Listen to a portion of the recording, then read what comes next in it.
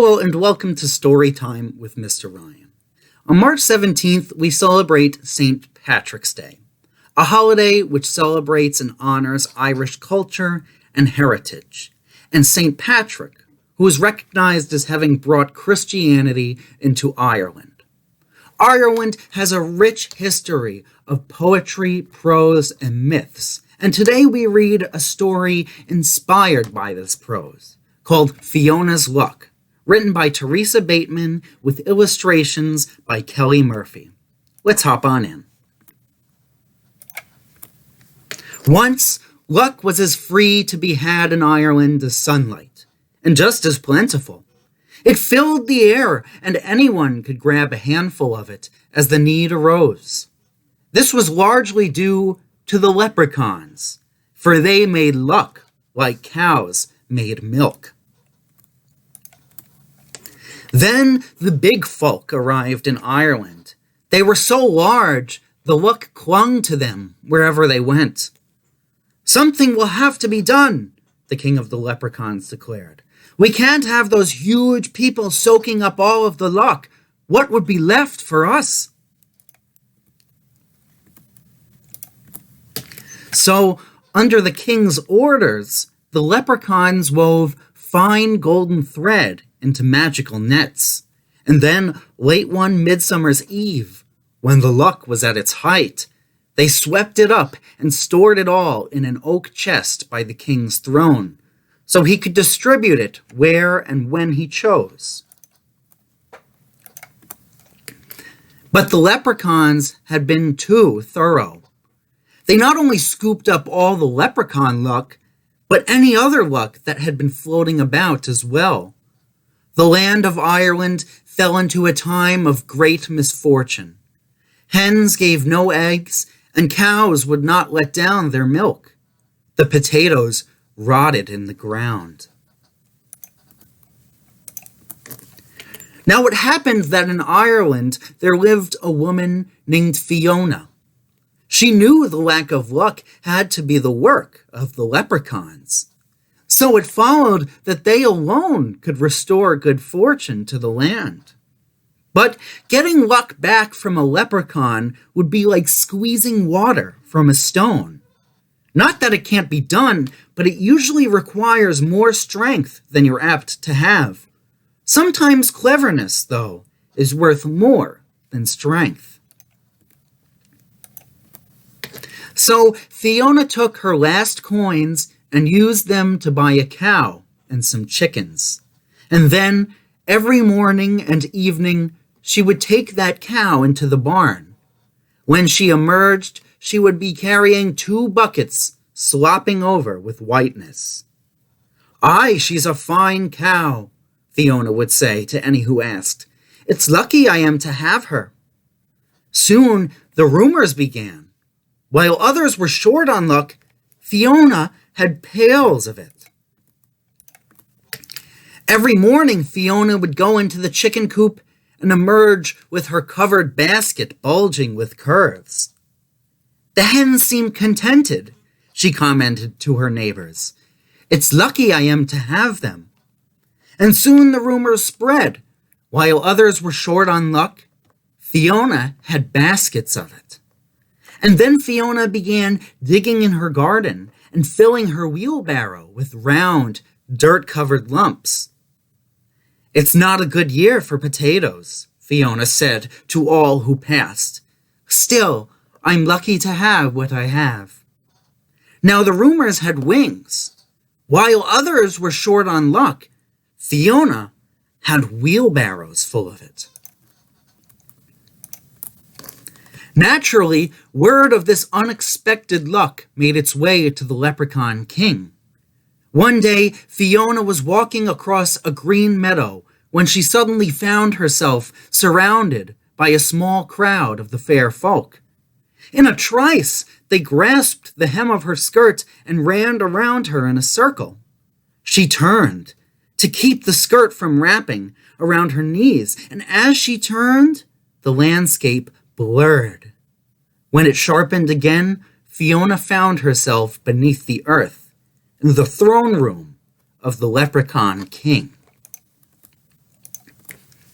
It was a glorious cavern with rich tapestries hanging against tall granite walls, and the floor cobbled entirely of jewels. Torches and candlelight made everything sparkle, and music filled the air. In front of Fiona stood the throne, and on the throne sat the Leprechaun King. He beckoned to her.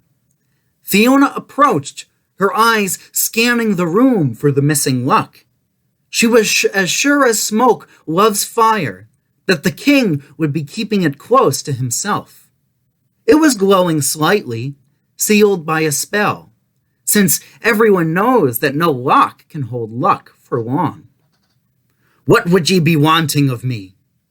Fiona asked politely. The king scowled. "Where are you getting all your luck? Who's been giving it to you, and why?" he demanded. Fiona's eyes widened in innocence.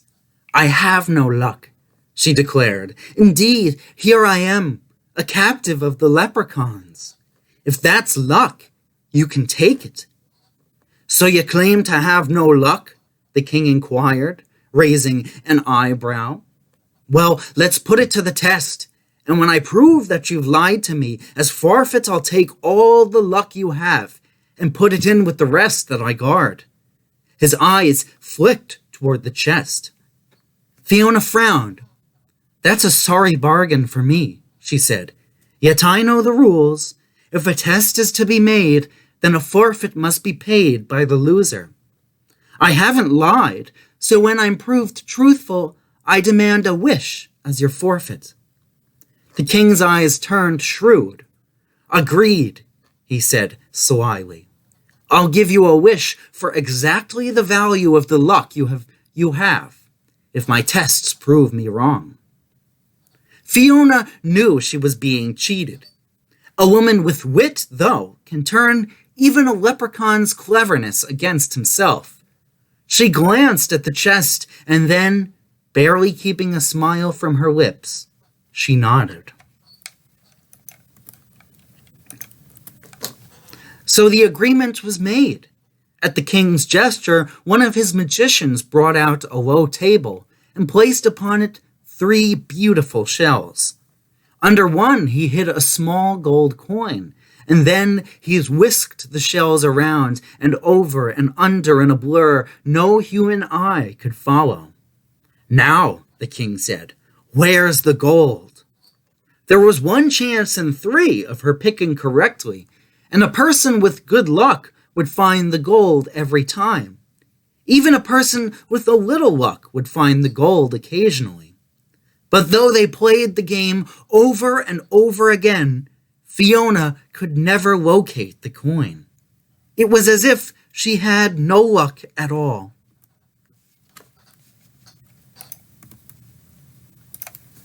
"Another test," the king ordered, and a leprechaun harp was brought forth. Now, leprechaun instruments make music by the luck of the player.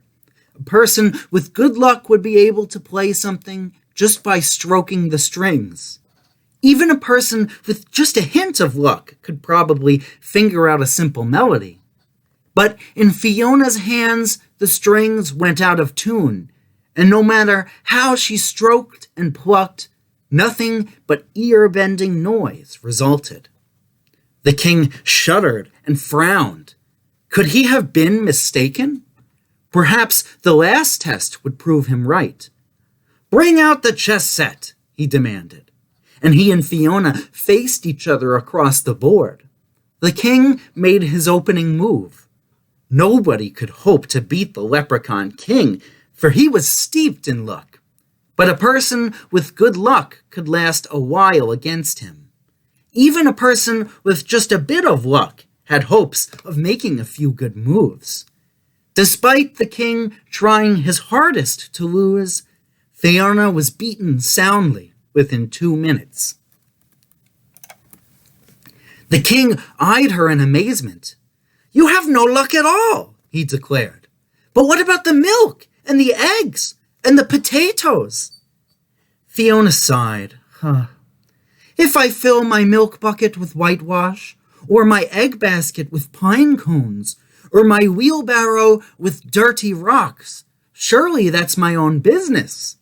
I told you I had no luck, and I didn't lie. Now I'll take my wish and be on my way." The king nodded slowly. "Indeed, I did promise you a wish, but for exactly the value of the luck you actually had. You've proven to me that you have no luck at all, so that's all you can wish for. Nothing." He smiled at the cleverness of his reasoning, all well within the limits of leprechaun law. And then his smile wavered, for Fiona was smiling too. "So I can wish for nothing?" she asked. And he nodded, puzzled. "Then I wish for a hole," Fiona continued. "A hole is nothing after all, and that's exactly the value of my wish. I wish for a hole that will never go away, and I wish it to be in the lid of that chest." She pointed to the chest of luck by the king's throne. The power of a wish, rightfully earned, is not to be denied. A hole appeared in the chest, and luck began escaping immediately. The king howled with rage. But what could he do? He had made a bargain and was forced to keep it. With an angry wave of his hand, Fiona was whirled away. And when she opened her eyes, she was back in the meadow, the sun just rising over the hills. If there was an extra sparkle to the sunshine and the grass glowed greener than before, well, it was only to be expected. And that is why, from that day to this, you'll always find some luck roaming free around Ireland. For the hole is still in the chest, and the king must keep his promise. But as for Fiona, well, as she herself said, "Luck's all well and good, but myself, I'd rather depend on my wits."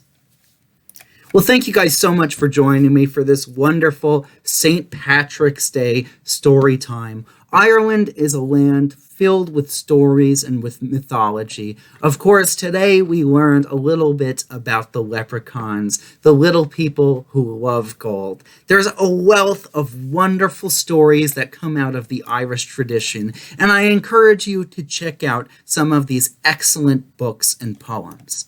Well, that's all for now. Thanks again for watching, and feel free to check out my other stories on this channel. Until next time, I'll be seeing you. Bye-bye now.